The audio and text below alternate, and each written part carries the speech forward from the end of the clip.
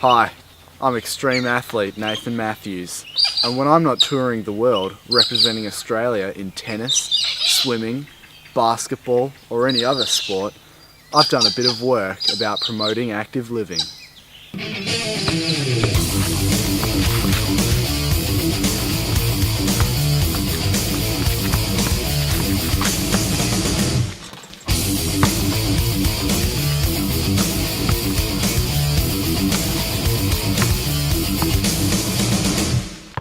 For the first part of my assignment, I interviewed 5 children, 5 adults and 5 senior citizens to see whether they were meeting the National Physical Activity Guidelines. Of the senior citizens surveyed, every one of them met the National Physical Activity Guidelines. The amount of exercise ranged from Jeff, who did 3 hours of completely moderate exercise, to Lillian, who did 22 hours a week. 3 of the 5 seniors did vigorous exercise, ranging from Lillian's 2 hours to Jill's 4 hours. Jill spent the least amount of time in sedentary behaviour, with only 30 hours. Meanwhile, Boris did 50 hours of sedentary behaviour. Only 2 people met the National Physical Activity Guidelines of the adults. Sarah did 8 hours of exercise and George did 5. The amount of physical activity ranged from Alan, who didn't do any exercise whatsoever, to Sarah, who did 8 hours a week.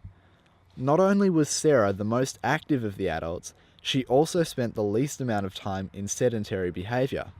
Meanwhile, Alan, the least active, spent 70 hours in sedentary behaviour throughout the week. Of the children surveyed, every one of them met the National Physical Activity Guidelines.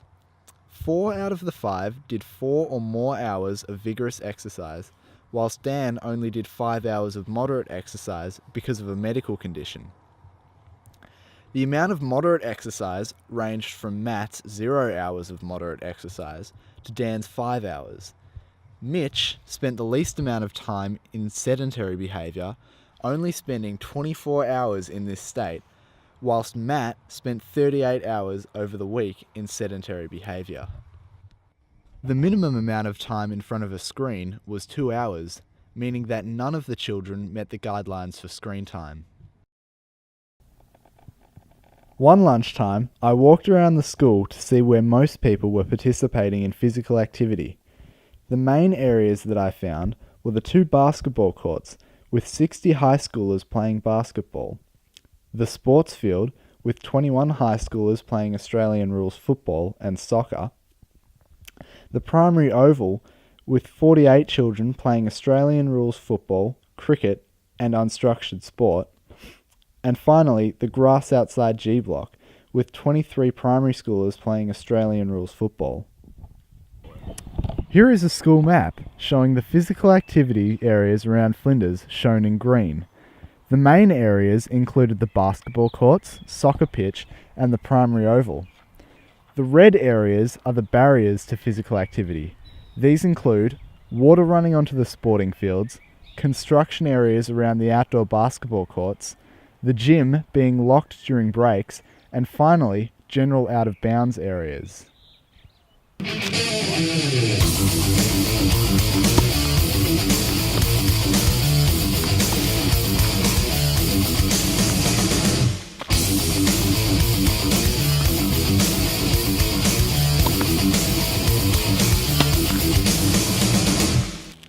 Here's my 6 strategies to promote physical activity at Flinders College.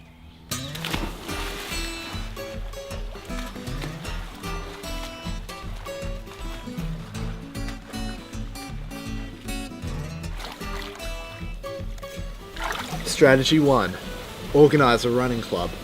A staff member or senior student can organise a lunchtime running club for other students. Organise incentives and rewards for joining the club and staying in it. Strategy 2. Open the gym under teacher supervision during recess and lunch for use of the facilities. Organise teachers to open the gym and supervise students using the basketball and netball courts and the workout room. Strategy 3. Open up more sports competitions. Organise more inter-house carnivals. These could be on school grounds and could include soccer, football, basketball or netball. Strategy 4. Promote active transport to and from school. Encourage students to walk to and from school and promote this with media such as posters. Possibly offer rewards to students who regularly walk or ride to school. Strategy 5. Encourage staff to play sport or engage in physical activity with students. Staff are role models, and so if they engage in physical activity, many students will follow suit. Strategy 6. Schedule activity times during the week. Allow for a brief physical activity session during devotions on 2 days of the week, so as to provide staff and students with a brief bout of exercise before period 1 begins.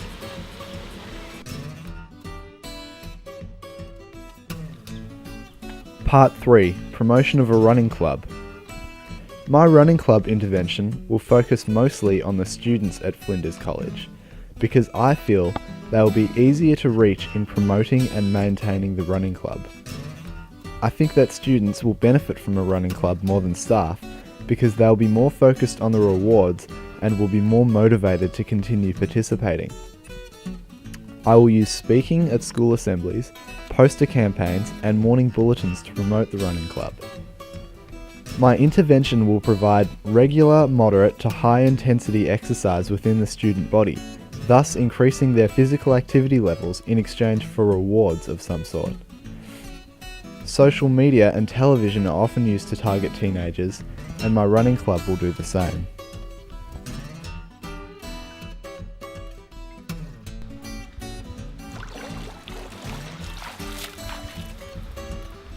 Cameras are off, right?